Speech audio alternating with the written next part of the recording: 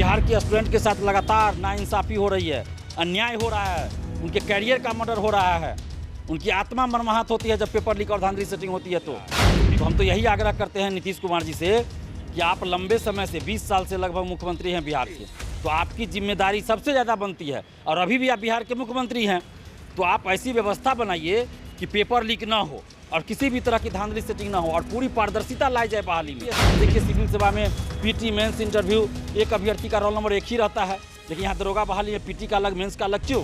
तो ये सब धांधली सेटिंग का तरीका है और दरोगा बहाली में तो खुलेआम धांधली हो रहा है। और अब अगर पारदर्शिता नहीं लाई जाएगी तो अब आगे हम लोग बहुत बड़ा आंदोलन पटना में करेंगे। सिपाही बहाली, दरोगा बहाली, बीएसएससी बहाली, बीपीएससी, सिविल कोर्ट सब में पारदर्शिता चाहिए।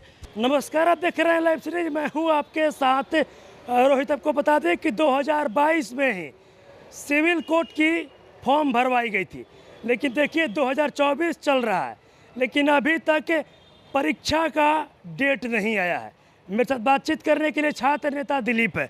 2022 का फॉर्म था, 24 बीतने वाला है, अभी तक एग्जाम का डेट नहीं आया, कैसे देखते हैं इसको? देखिए बिहार सिविल कोर्ट के क्लर्क और चपरासी पद के लिए सितंबर 2022 में ही फॉर्म भराया था, अभी तक उसकी परीक्षा की डेट घोषित नहीं हुई है।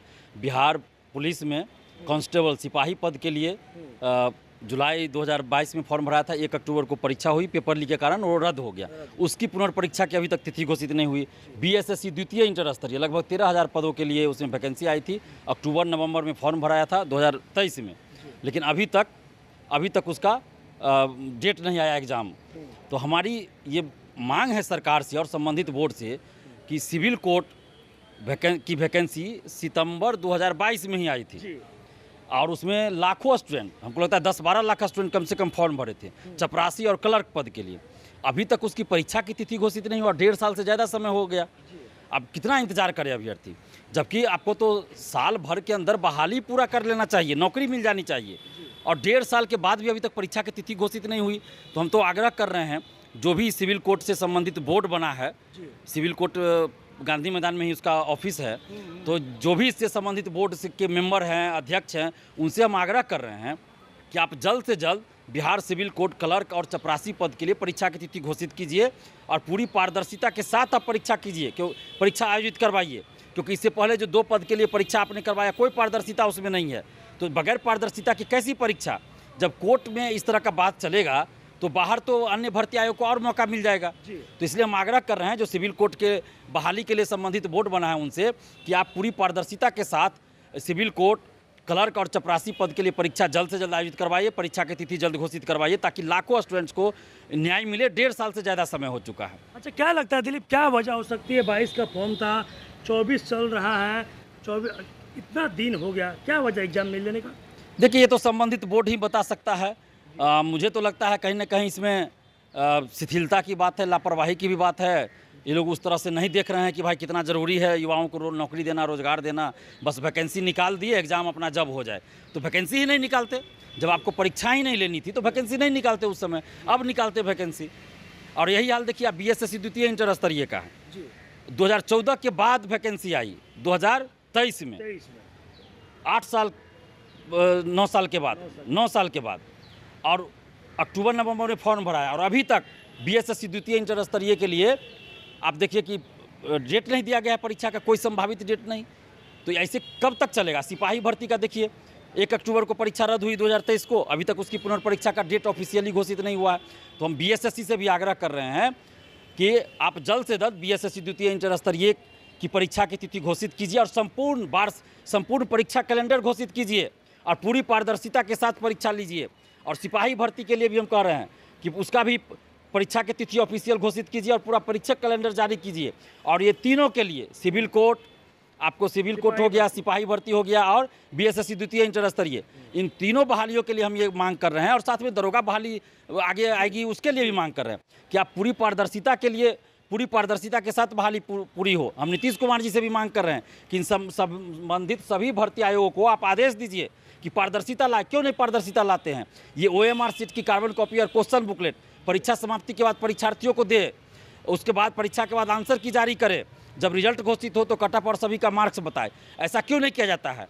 वैसे इनका क्वेश्चन आंसर वायरल हो जाता है, लेकिन अभ्यर्थियों को ये परीक्षा के बाद क्वेश्चन नहीं देंगे, ना आंसर की जारी करेंगे। अभ्यर्थियों को कैसे पता चलेगा कि किस क्वेश्चन का सही आंसर इन्होंने क्या माना है? जब चुनाव होता है सभी उम्मीदवार को उनको बताया जाता है किस बूथ पे कितना वोट उनको आया। ऐसा तो नहीं है कि जो जीत गया सिर्फ उसको जीत घोषित कर दिया जाता है, बताया जाता है जो हार गए, यानी जितने कैंडिडेट उसमें खड़े थे चुनाव लड़ सबको बताया जाता है उनको कितना वोट आया। तो फिर परीक्षा में क्यों नहीं बताया जाएगा कि उनको कितना मार्क्स आया? क्यों नहीं बताया जाएगा कि इस क्वेश्चन का आंसर क्या आयोग सही मान रहा है? और जब रिजल्ट जारी होता है तो कट ऑफ सभी का मार्क्स क्यों नहीं बताते हैं? दरोगा बहाली में देखिए पीटी का रोल नंबर अलग, मेंस का रोल नंबर अलग। क्यों भाई? जो पीटी फेल किया वो भी मेंस में परीक्षा दे देता है, मेंस पास कर जाता है। कैसे पता चलेगा जो मेंस पास किया है वो कैसे पता चलेगा कि पीटी पास था या नहीं था? तो पीटी मेंस का रोल नंबर, उसके बाद फिजिकल का रोल नंबर, तीनों का रोल नंबर एक अभ्यर्थी का एक ही होना चाहिए। यूपीएससी बीपीएससी में देखिए सिविल सेवा में पीटी मेंस इंटरव्यू एक अभ्यर्थी का रोल नंबर एक ही रहता है, लेकिन यहाँ दरोगा बहाली में पीटी का अलग मेंस का अलग। क्यों? तो ये सब धांधली सेटिंग का तरीका है, और दरोगा बहाली में तो खुलेआम धांधली हो रहा है। अच्छा, कोई भी परीक्षा हो यहाँ पर पेपर लीक हो ही जाता है। बिल्कुल, दरोगा का भी पेपर लीक होता रहा है, सिपाही का भी पेपर लीक होता रहा है, बीएसएससी का भी पेपर लीक होते रहा है। तो हम तो यही आग्रह करते हैं नीतीश कुमार जी से कि आप लंबे समय से 20 साल से लगभग मुख्यमंत्री हैं बिहार के, तो आपकी जिम्मेदारी सबसे ज़्यादा बनती है, और अभी भी आप बिहार के मुख्यमंत्री हैं, तो आप ऐसी व्यवस्था बनाइए कि पेपर लीक ना हो और किसी भी तरह की धांधली सेटिंग ना हो, और पूरी पारदर्शिता लाई जाए बहाली में। नहीं तो फिर आपकी छवि तो खराब कर ही रही है कुछ अधिकारी, और जो भी ऐसे मामलों में संलिप्त रहते हैं, बड़े बड़े कोचिंग शिक्षक, आईएएस आईपीएस अधिकारी, बड़े बड़े सेटर, नेता, जो भी पेपर लीक धांधली सेटिंग में संलिप्त रहते हैं, सब पे कठोर कार्रवाई कीजिए, क्योंकि सबकी निगाहें आपकी तरफ है नीतीश कुमार जी, क्योंकि आप बिहार के मुखिया हैं, और बिहार के स्टूडेंट के साथ लगातार नाइंसाफ़ी हो रही है, अन्याय हो रहा है, उनके कैरियर का मर्डर हो रहा है, उनकी आत्मा मर्माहत होती है जब पेपर लीक और धांधली सेटिंग होती है। तो बीपीएससी सिविल सेवा तक कोई लोग नहीं छोड़ा, डीएसपी तक सेटिंग से बन जाता है। तो आप क्यों चुप है? क्यों नहीं कार्रवाई कर रहे हैं? बड़े बड़े नेता इन्वॉल्व है, आपके साथ रहने वाले कुछ नेता इन्वॉल्व रहते हैं, और आप सीएम नीतीश के साथ रहने बिल्कुल सीएम नीतीश जी के साथ रहने वाले नेता ऐसे मामलों में संलिप्त रहते हैं और बड़े बड़े शिक्षा माफियाओं को बचाते हैं, और नीतीश जी की छवि ये लोग खराब करते हैं, नीतीश जी की छवि को खराब करते हैं इनके साथ रहने वाले कुछ नेता। नीतीश जी को चाहिए कि ऐसे नेताओं से दूरी बनाए और ऐसे नेताओं पे कठोर कार्रवाई करे, क्योंकि नीतीश जी व्यक्तिगत रूप से ईमानदार हैं। नीतीश कुमार जी व्यक्तिगत रूप से इन सब चीज़ों को बर्दाश्त नहीं करेंगे, लेकिन इनके साथ जो कुछ अधिकारी, कुछ नेता रहते हैं, वो इनको गुमराह करते हैं, सही सूचना नहीं जाने देते हैं नीतीश कुमार जी तक, और उसके बाद ये लोग फ़ायदा उठाते हैं नीतीश कुमार जी के नाम का, और नीतीश कुमार जी से करीबी होने का ये लोग नाजायज़ फ़ायदा उठाते हैं, और पेपर लीक धांधली सेटिंग करने वाले शिक्षा माफियाओं, बड़े बड़े कोचिंग शिक्षकों को बचाते हैं, और उसके बदले ये कोचिंग शिक्षक, ये सेटर, ये आईएएस आईपीएस अधिकारी इन नेताओं को पैसा पहुंचाते हैं।